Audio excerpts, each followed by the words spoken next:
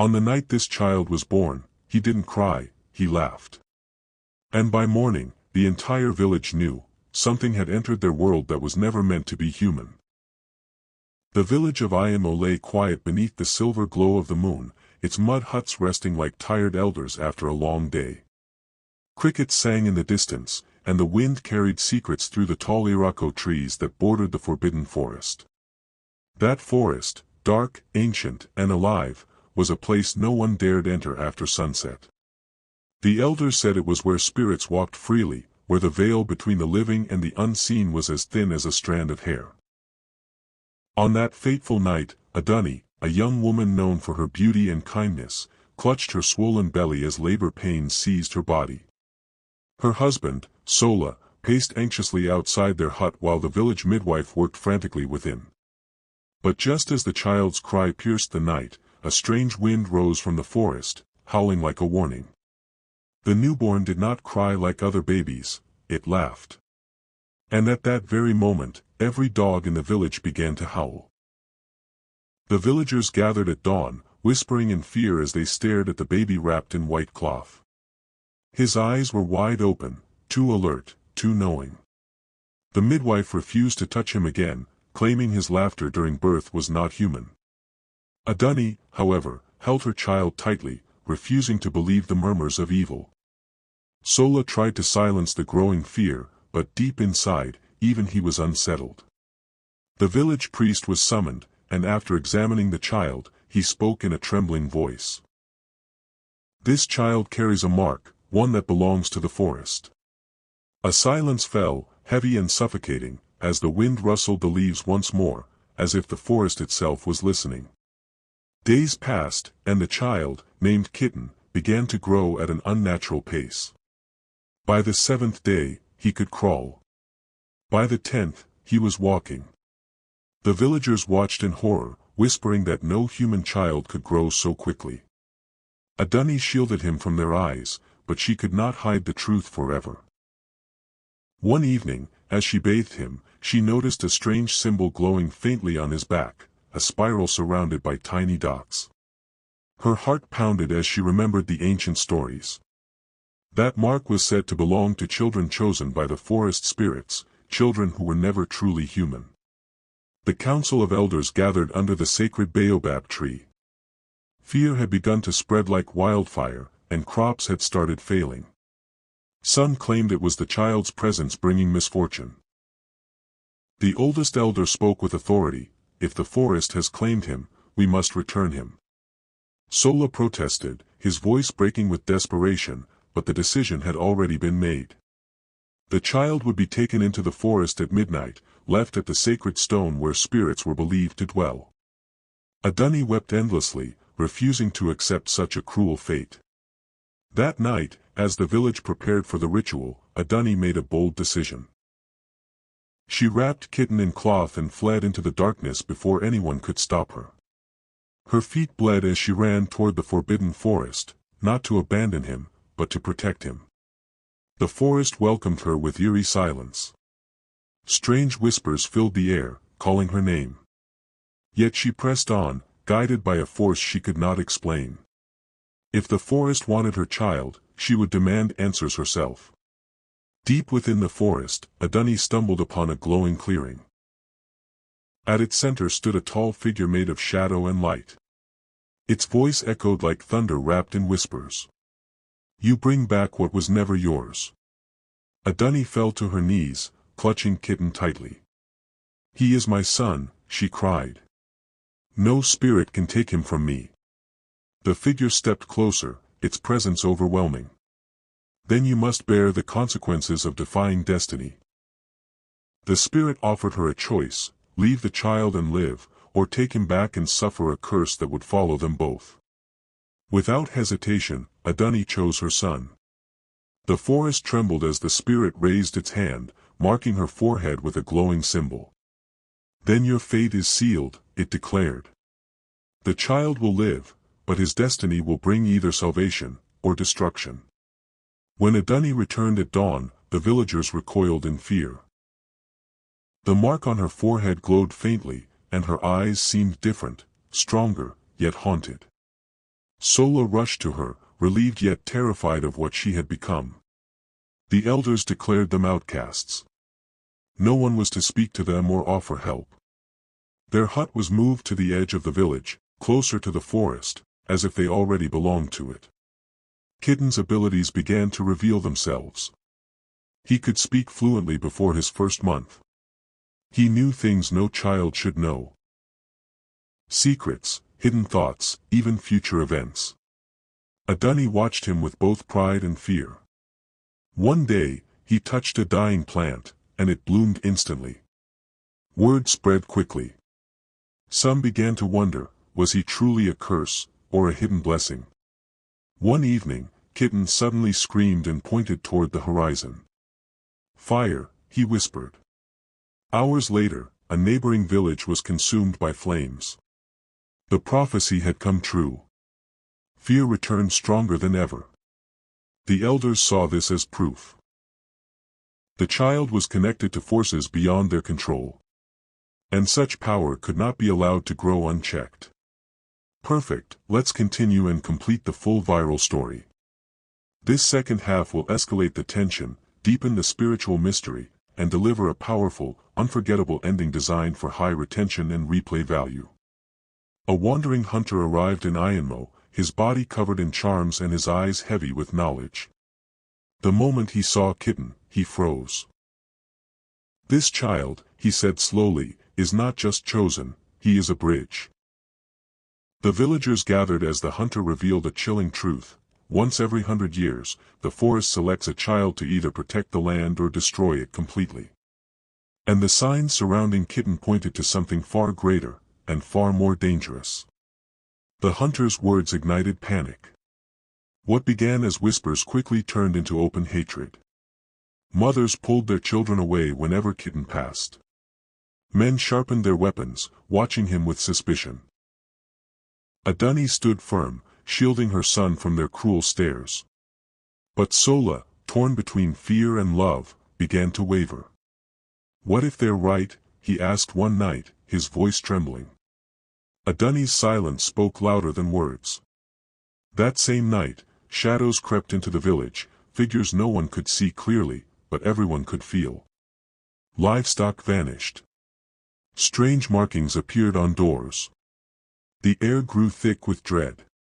Kitten stood outside their hut, staring into the darkness. They've come for me, he said calmly.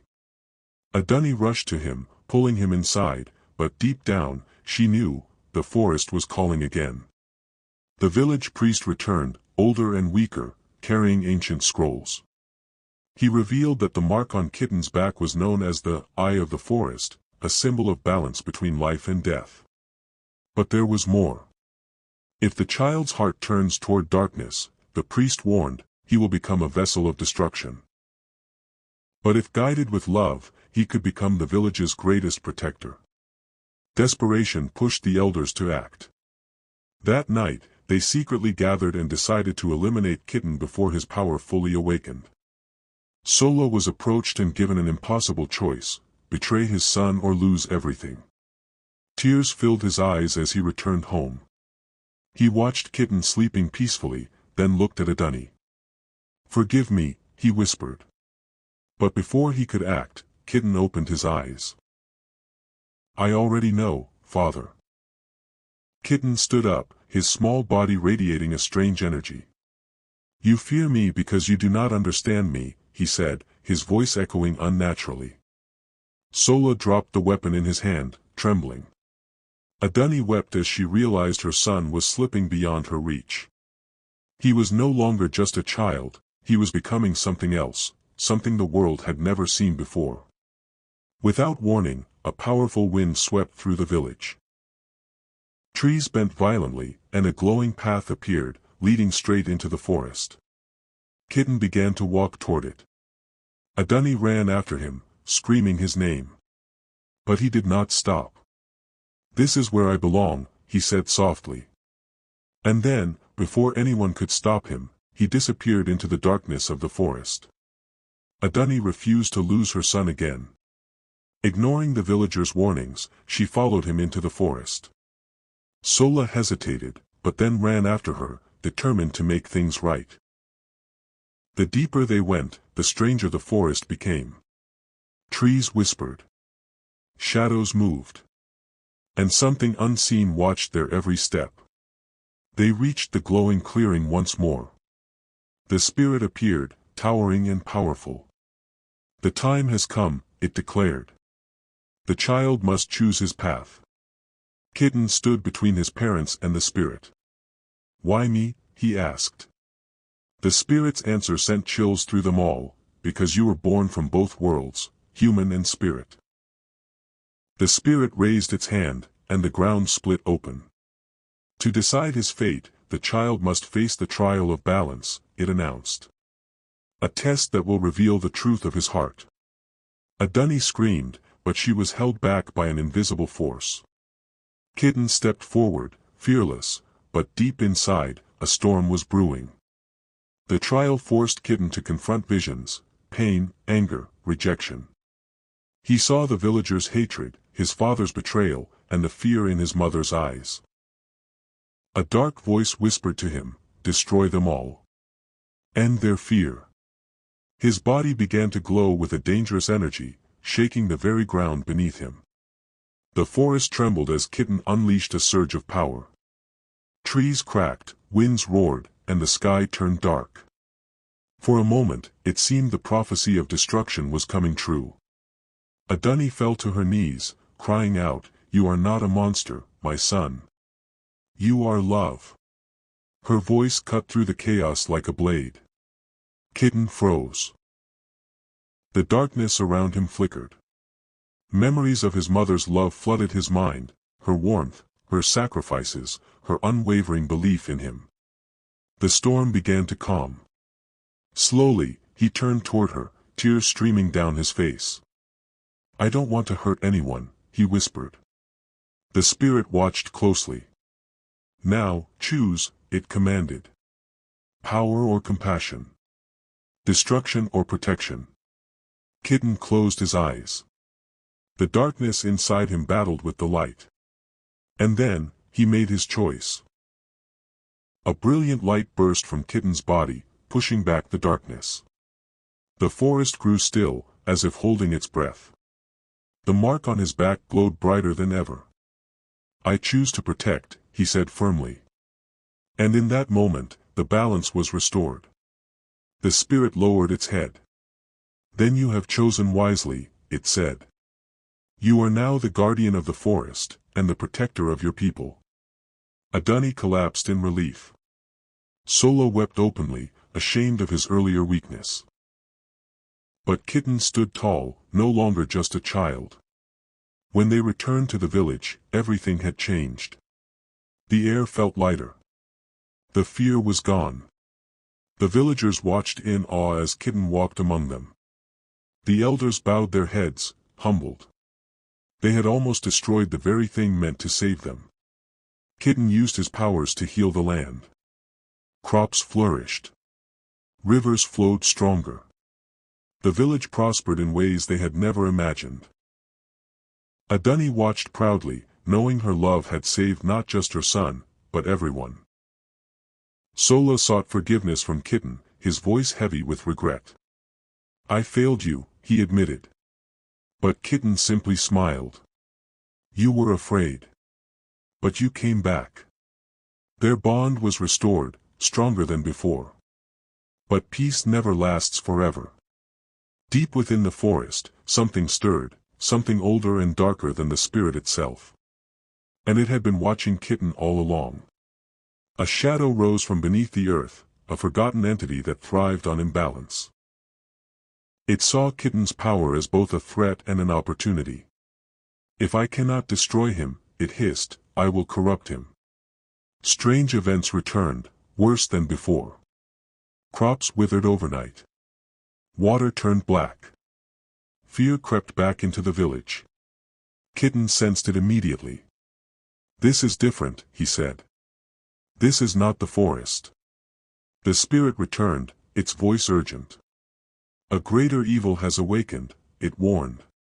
"You must face it, or everything will fall." Kitten prepared himself.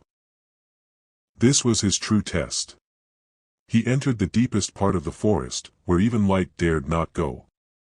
The air was heavy, suffocating. And there, waiting for him, was the ancient evil. The creature towered above him, shifting and shapeless. "You are powerful," it mocked, "but you are still human." Kitten stood firm. "And that is my strength." Their battle shook the forest. Light clashed with darkness. The ground cracked, and the sky roared. The outcome would decide everything. Kitten struggled. The darkness was overwhelming. It fed on his doubts, his fears. For a moment, he began to fall. Then he remembered his mother's voice, his father's redemption, the village he protected. And he rose again. With one final surge of power, Kitten unleashed a blinding light, piercing through the darkness. The evil screamed, and vanished forever. The forest grew quiet. The threat was gone. Kitten had won. He returned to the village as a true hero. This time, there was no fear, only respect and gratitude. Stories of Kitten spread far and wide. He became a legend, a symbol of hope. Though peace returned, Kitten remained vigilant. His duty was never-ending. Adunni smiled, knowing her son had fulfilled his destiny. Ironmo became a place of harmony, protected by the one they once feared. The spirit appeared one last time. "You have surpassed us all," it said before fading away. Children grew up hearing Kitten's story, inspired to be brave and kind. Kitten's story became more than a tale. It became a lesson. The balance between light and darkness remained, but now, it had a guardian. And so, the child who was once feared became the greatest protector the village had ever known. Not because of his power, but because of his heart. And deep within the forest, the wind still whispers his name. Kitten.